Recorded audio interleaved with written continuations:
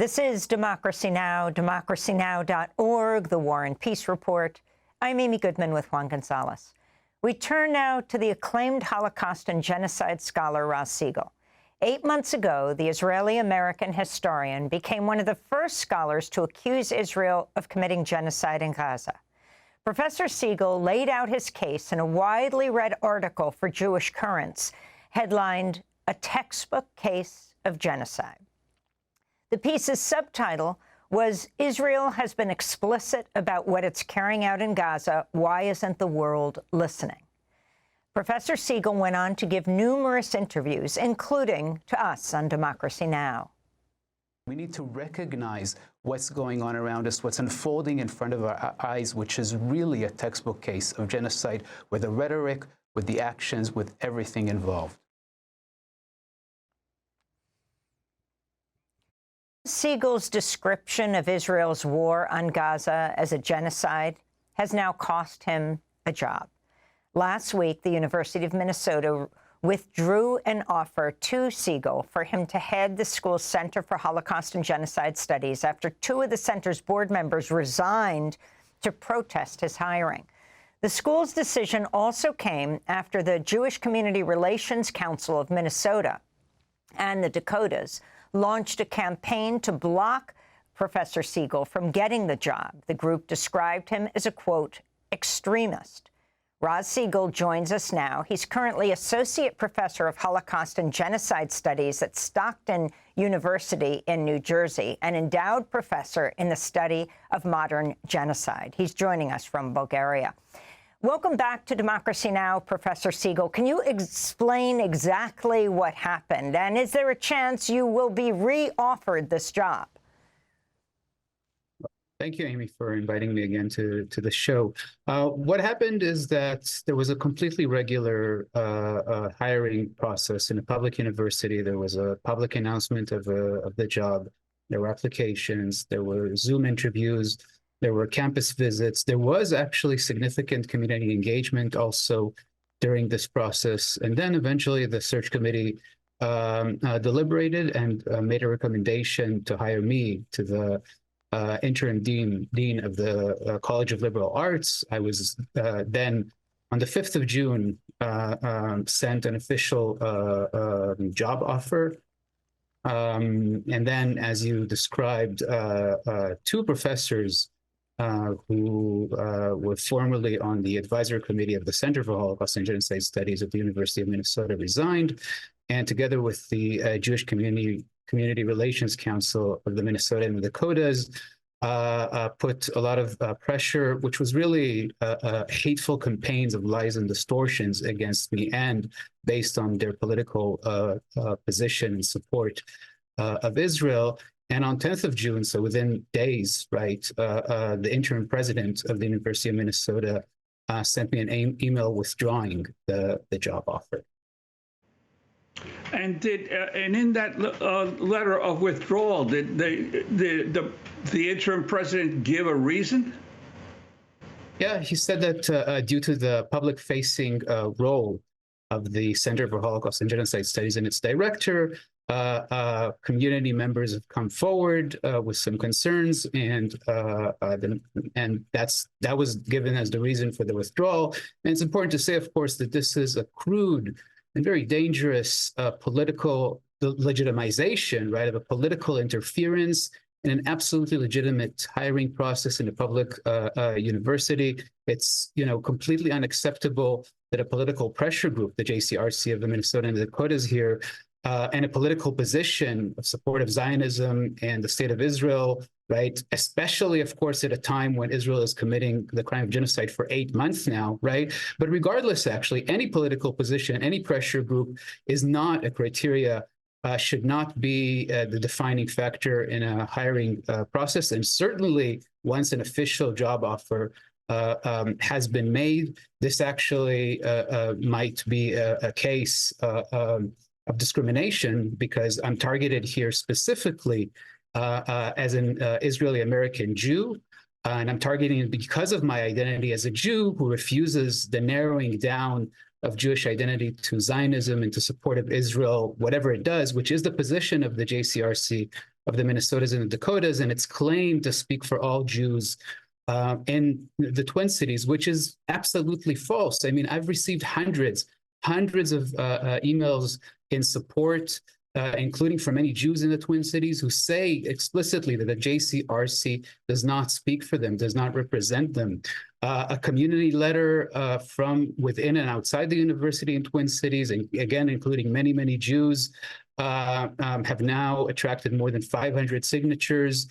There's also a letter of scholars from around the world, including many in the University of Minnesota, of course, that has attracted about 1,000 signatures, maybe a bit more, in support of me. So this idea that the JCRC speaks for all Jews, right, is absolutely false. But again, this is this kind of a crude political intervention in the hiring process, and its legitimization by the university is extremely dangerous. It joins this attack that we're seeing in the academic world that has intensified since October, of really suppressing academic freedom.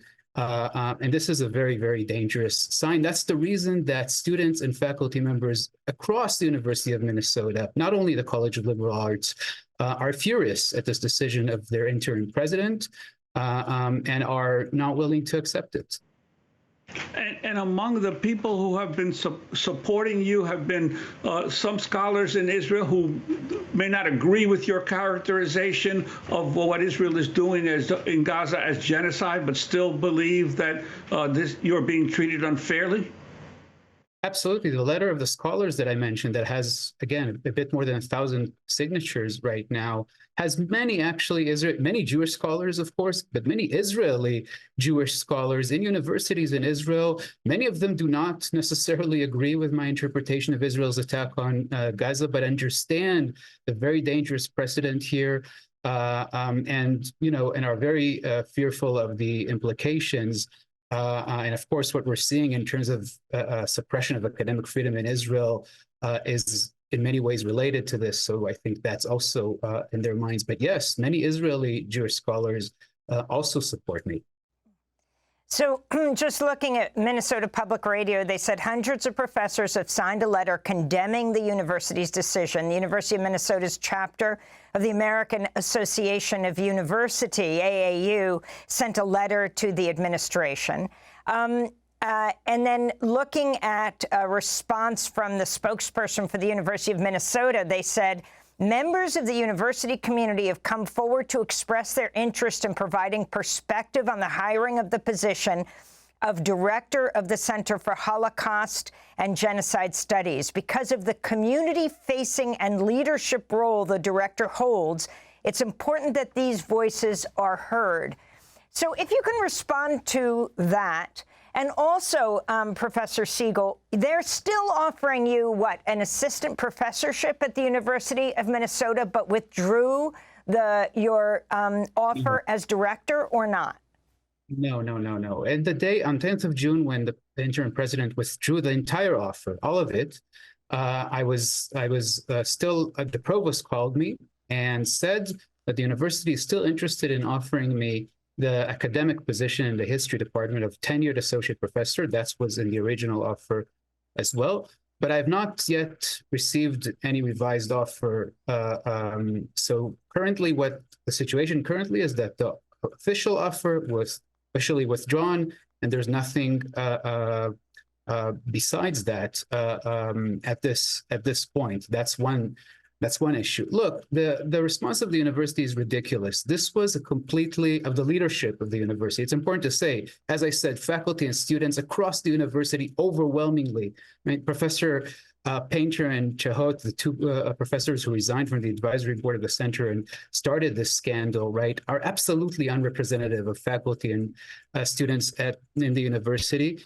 And they're furious at this because everyone knows that this was a completely legitimate hiring process. It was actually public. It also actually had a lot of community outreach, right, for people to come to the job talk, which was public. People could come, and people indeed came, also joined via Zoom. and provide feedback, provide the responses. I met with a lot of people when I was in the campus visits here. So the response of the university, as if now, after an official job offer, after a professional and academic hiring process had been concluded and a job offer was made, now we need community consultation, is simply in order to blur a clear truth in front of everyone's eyes that the JCRC here, again claiming falsely to represent all Jews, is putting political pressure in a very dangerous way on a public university, which is absolutely unacceptable. It's also important to say that this is the center directorship. This is a center in Holocaust and Genocide Studies. It's not only about Jews. What about indigenous communities, native communities, which are very important in Minnesota? What about Armenians, which we have many communities of forcibly displaced and refugees in the Twin Cities, right? Again, the idea, this also is very dangerous because it feeds into anti-Semitic ideas about Jewish power and influence, right? So the JCRC here is also doing a very dangerous thing, feeding into this ideas about Jewish power and influence and intervention here. And it's simply false. They had an opportunity to provide feedback in the regular hiring process. And Professor, I wanted to ask you about the broader picture of the enormous damage done to American universities in the last year as a result of people speaking out against the Israeli attack and genocide in Gaza. For example, the university presidents hauled before Congress and basically all having to state that they believe that opposing Zionism is anti-Semitic. The clampdowns on student protests, the rights of students to even hold protests on universities, the mass arrests that have occurred at so many universities. What is the impact of all of this on the idea of a liberal university? Yeah, I mean, it spells the end of this idea of free inquiry, of academic freedom, of research and teaching, and all in the service, of course, of supporting an extremely violent state, a state now conducting a destructive assault for 8 months on Gaza, genocide or not. I mean, I firmly believe that we're witnessing a genocidal assault. But even if we're not, I mean, an extremely violent assault, there's a case of genocide against Israel in the International Court of Justice.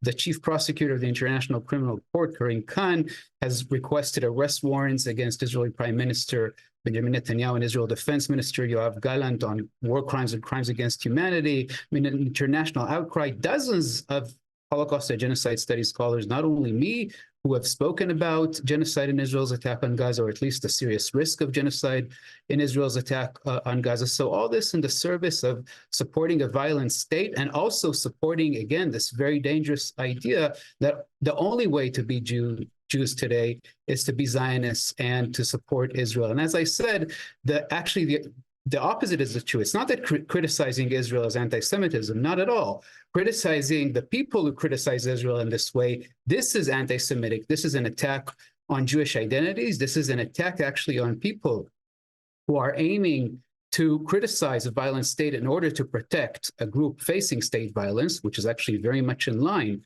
with the historical struggle against anti-Semitism.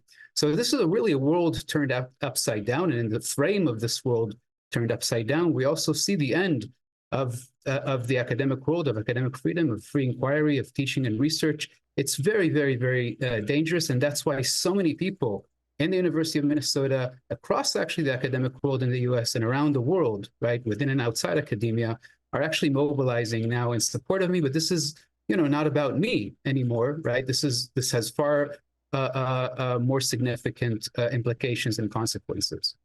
I wanted to ask you about Israeli politician, the former Likud member of parliament, Moshe Feiglin, who Sunday favorably quoted Adolf Hitler while arguing in a TV interview in Israel for the expulsion of Palestinians from Gaza. He said, as Hitler said, I cannot live if one Jew is left, Feiglin said during a panel discussion on Channel 12, Israel's channel. He said, we can't live here if one Islamo-Nazi remains in Gaza. Professor Segal, your response and the significance of these comments, as well as Netanyahu possibly coming to address a joint session of Congress in July. I mean, what is there more to say, right? It's all in front of our eyes. The utter destruction of Gaza, this genocidal discourse, the expressions of genocide that we've been exposed to and we're witnessing since October. This is really, Israel is a society awash now in genocidal discourse, full of war criminals, and yet the support of the United States in this genocidal state and its attack on Gaza just continues and continues. And of course, the reason is that if we need to come to terms with Israeli settler colonialism, with this idea that there can't remain Palestinians, right, in Israel, that Moshe Feiglin has articulated via Hitler, right? If we need to come to terms with Israeli settler colonialism since 48, and actually even before and until Israel's destructive assault on Gaza, that really means that we have to come to terms with settler colonialism more broadly, also in the United States and in other places. And who wants to do that? And that's why we're seeing, that's part of the reason also that we're seeing this horrific attack also against Jews right now, intensifying more and more, including against me in this case, right? Because anything in order not to really come to terms to open this Pandora box for the West of settler colonialism and settler colonial genocide that we're all witnessing now. This is the reason that the Biden administration continues to support Israel, whatever happens. Raz Segal, I want to thank you so much for being with us, Israeli-American historian. Earlier this month, the University of Minnesota rescinded its offer to him to head its Center for Holocaust and Genocide Studies. He's currently Associate Professor of Holocaust and Genocide Studies at Stockton University and endowed professor in the study of modern genocide. That does it for our show. A very fond farewell to our digital fellow, Eric Halverson, and our intern, Soldad Aguilar Colon and Hannah Fitz. We will miss you so, so much. You are now part of our DNA. The Democracy Now! Alumni. We're currently accepting applications for Director of Development. I'm Amy Goodman with Juan Gonzalez.